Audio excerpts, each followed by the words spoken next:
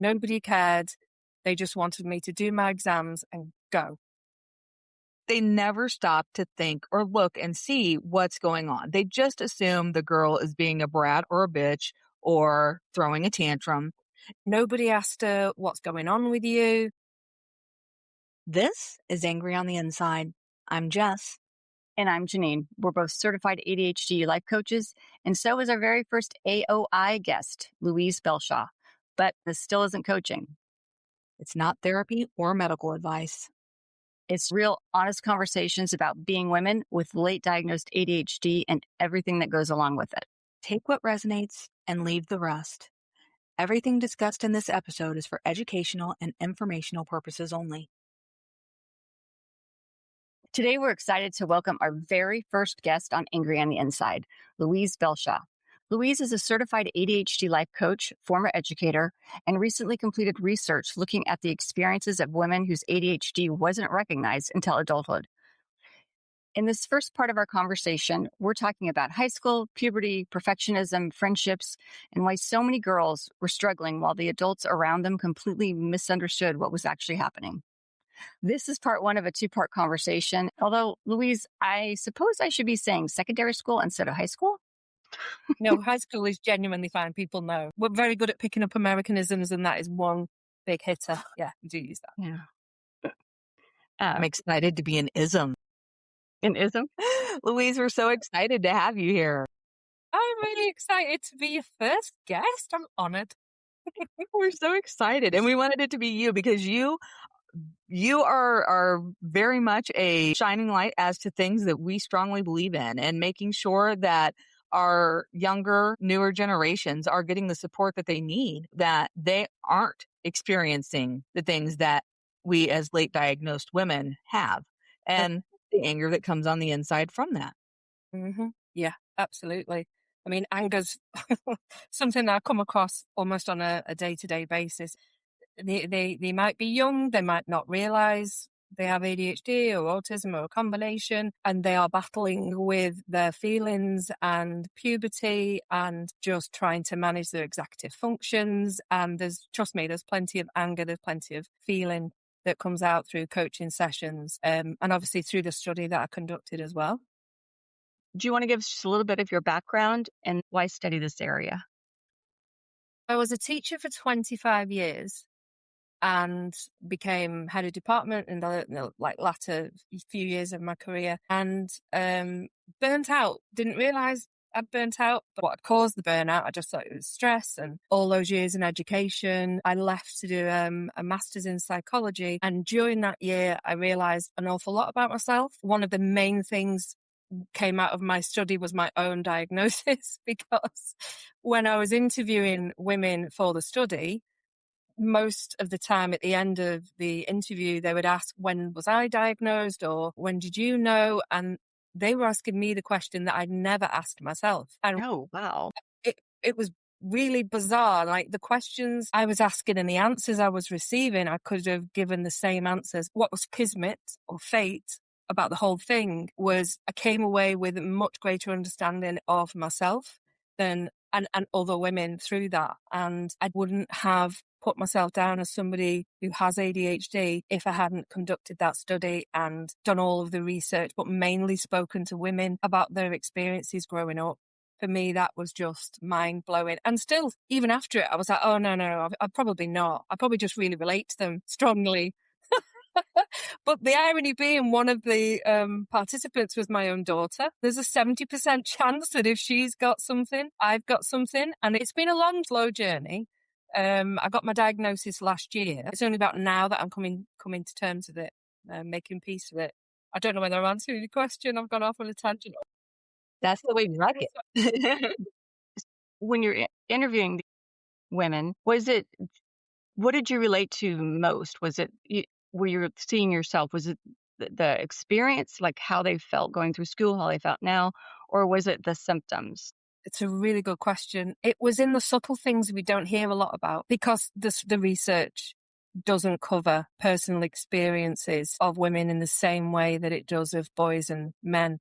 And conducting a study requires originality and I wanted to focus in on late diagnosed women and their reflecting back on secondary school, things like perfectionism. In my mind, I thought perfectionism was when you'd actually achieved perfection. I'd look at somebody who seemed very well presented, who looked like they've got their act together, who's financially capable, and I'd go, that's a perfectionist. What I didn't realize that a real perfectionist is somebody who's struggling like mad to keep up and to be this version of themselves, which to a large degree is unobtainable. That was really striking. Friendships was another theme that came up out of the study. I haven't always found friendships easy to navigate.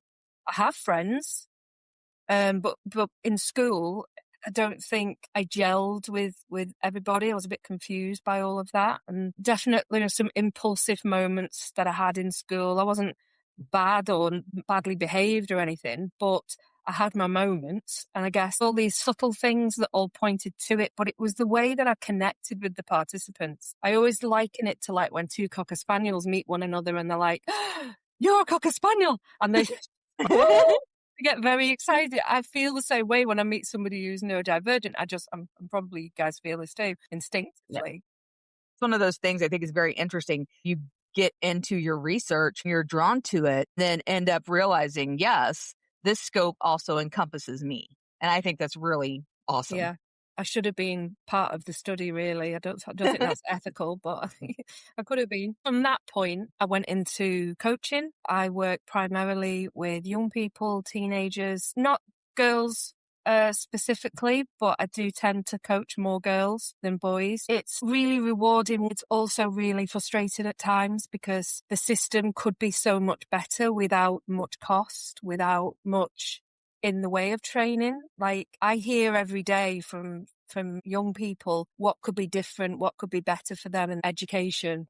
And it's really minute changes for some, probably bigger for others, but for the vast majority, it's just minute changes. I'm always blown away with their self-awareness, their level of intelligence and openness to coaching because they've not necessarily formed real lasting versions of themselves. Like they're still delicate, they're still emerging. When they find an adult who isn't judging them, who is leading with curiosity, they can't quite believe it. Every other adult in their life is there to guide them, teach them. They're not just an adult on the sidelines cheering them on. That, as much as it can be difficult at sometimes to coach teens, I wouldn't swap it. I feel very privileged to be part of that young person's life because they can set up strategies and change the way that they perceive themselves very early on. What we didn't have growing up, that self-awareness of those strategies, whatever you want to call it, they can leave coaching with that full life. And that for me is like the reason why I choose young people all day long. Justin and I are looking at each other like, who's going to talk?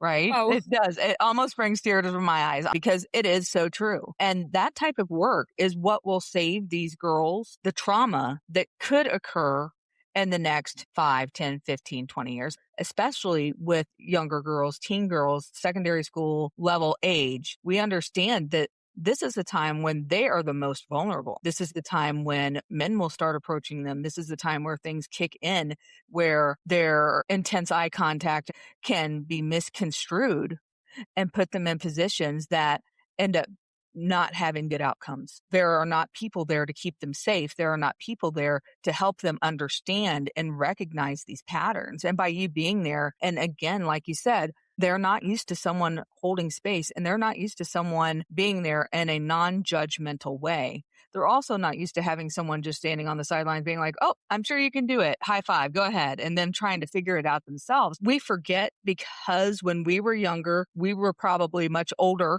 in our teen years than what we were supposed to be. And that's very common for women with ADHD. We tend to act older than what we are when we are teens. And then as we get into our 20s and 30s, we actually go retroactively and become more childlike, for lack of a better word. That in and of itself is impactful to all of these young women to know that it's okay to start to learn how to manage your nervous system, start to understand what you need to look for in people who can be predatory or people who are looking to take advantage, understanding those red flags. That will improve their lives so drastically that we can't even imagine where we sit today, what they will get to look like. It won't be like us.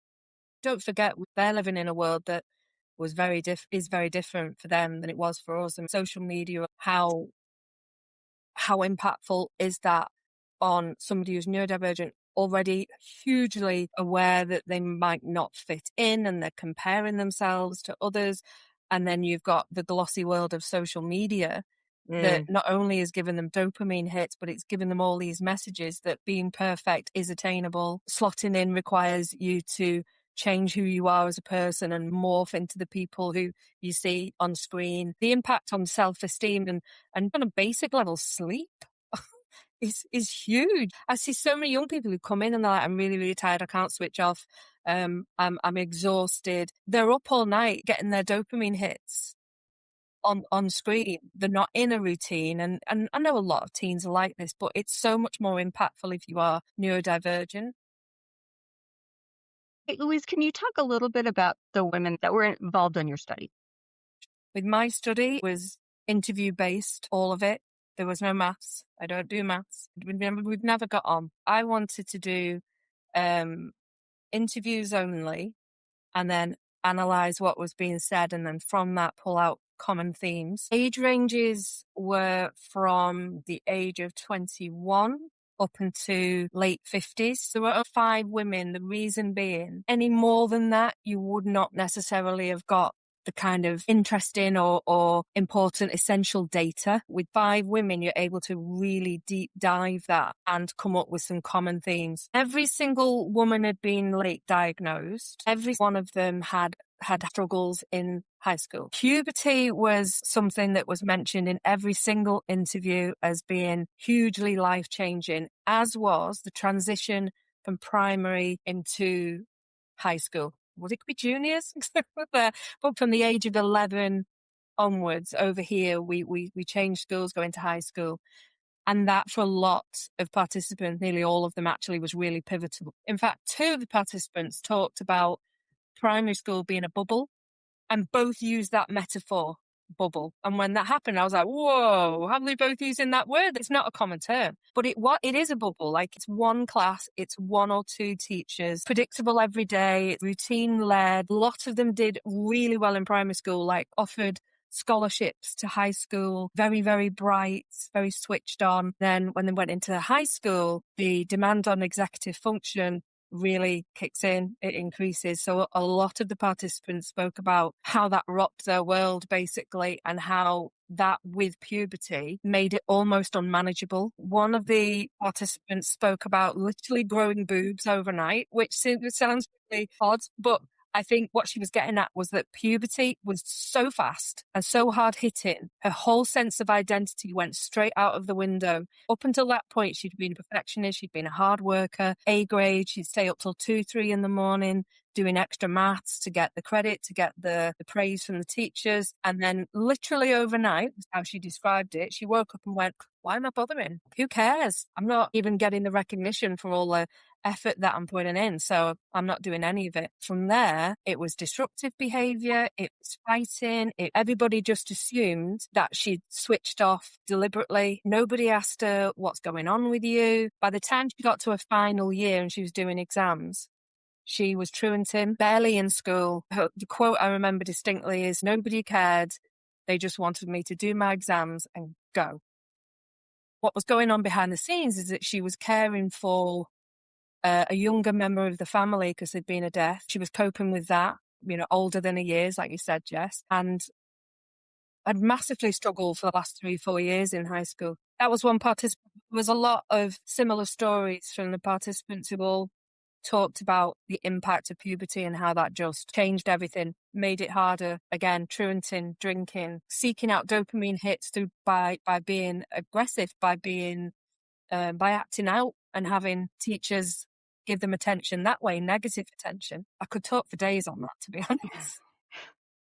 I can remember, and I don't want to speak for Jeannine, but for myself, very similar outcomes. Working hard in school, doing fine, physically overdeveloped, hit what we would call junior high, which is 13, 14 years of age, and then everything just going crazy. It sucks because even with all the changes that have come along, the better we do now, it's still a case that most of those girls are receiving the same input that we received, which is If you would just do this, it is such a shame. You are so much better than this. You can do better than this.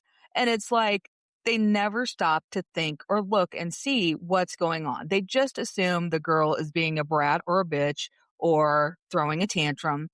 It all gets brushed off. Here is this amazing, independent person who's getting drowned in emotions and sensory overwhelm and being completely left behind by everyone in their lives. And that causes even more issues and opens them up to even scarier things out in the real world because they're having to become so hyper independent. I'm curious, you were saying earlier with the young ladies that you work with, every day hearing ways that things could be improved, small things. What are they saying that would help them in this new generation? So in coaching, we talk about curiosity, don't we? And we talk about being non-judgmental. What I witness or have witnessed in schools is an over-reliance on talking to the pupil as opposed to listening. If I could say two things to educators. One, connection is everything. Relationships are everything. And make sure that they feel valued and heard and understood. Even if you're in the middle of a maths lesson, you've got a certain target to reach by the end of that hour, you notice them drifting off, have a conversation about something else. It's literally a rest break, but it's also building up connection. It's building trust. If I had £1 for every time a young person says to me, I like that teacher, but that teacher hates me, I would be in like 6-figure numbers by this point.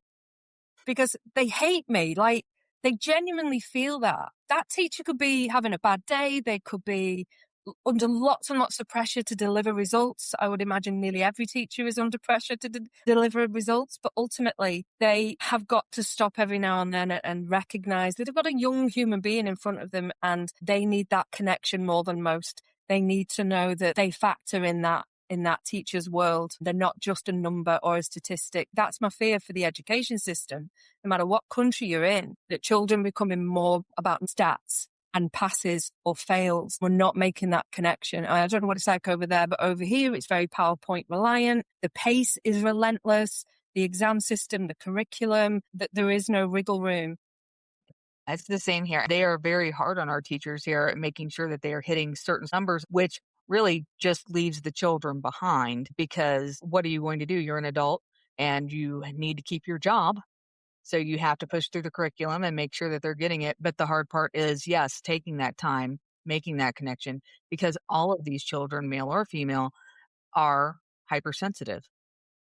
Absolutely. And most of them are people pleasers dealing with perfectionist issues. They are used to having to monitor everyone else's feelings, everybody else's expectations. They are so used to being the one that regulates the room. That's one of those things people don't look out for either that should be looked out for is look for the children who are regulating the room. Teachers, look for the children who make you feel better and make you feel like your day is better because they want to make sure you are happy. Those aren't old souls. Those are children who are neurodiverse. Those are kids who have experienced trauma and that are trying to regulate their environment to make sure that everything's running smoothly, that gets missed often.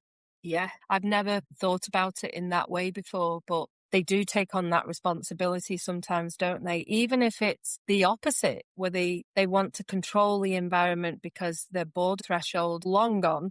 They're really struggling to focus. They're really struggling to keep a lid on their impulsivity. So it's easier to be sent out of the room than stay in the room and stay dysregulated, or it's easier to draw negative attention and almost pull on that release valve than it is to sit there and try and hold all of that, all those feelings in, or whatever you want to call it, boredom. Yeah, so it's a really, really salient point. I hadn't thought of that before. I was always more comfortable if I had to go sit in the hall. At least I could do my own thing. If I got sent to the principal's office, I had time to walk through the halls and mill around and reset and get a drink of water. That's a big thing in the UK. I mean, huge. I would say the vast majority of young people that I coach have a pass to leave the classroom whenever they want to, but it's starting to vary amongst schools. Some schools will allow fidget tools, others won't. Some schools acknowledge neurodivergence and are really, really good at training staff. Others don't. Like, it's literally that black and white, and the system is all over the place. Do I hope that it'll get better over time? Definitely. Is there enough pressure on schools to train teachers and to develop neuro-inclusive practices? Not enough. Definitely not enough. One of the that I asked at the end of my study was, is there anything that a teacher could have said to you that would have made a difference at that time? And the vast majority said, if they just pulled me to one side and said, is everything okay? What's going on? So much is held in those two questions. Is everything okay? And what's going on? As ADHD women, we know that everything is not okay. We need to get better at being genuinely curious about what's really going on for these girls. Listening to Louise talk about her research, what stands out is how often the answer wasn't some huge intervention or perfect plan. It was noticing that a girl who suddenly seemed angry, difficult, distracted, emotional, or disconnected might actually be struggling, recognizing that the adults and the authority figures don't always have it right. Part 1 was about the girls who were missed. Part 2 is about what happens when those girls grow up and become us. We'll be talking about what comes after the diagnosis, the questions, the anger, the grief, and what happens when you start looking back at your life through an entirely different lens. Part 2 of our conversation with Louise drops on Thursday. If you know a girl who needs more curiosity and fewer assumptions, send this episode, your understanding, and strength her way. Remember, you're not alone, and you're not the only one who's angry on the inside.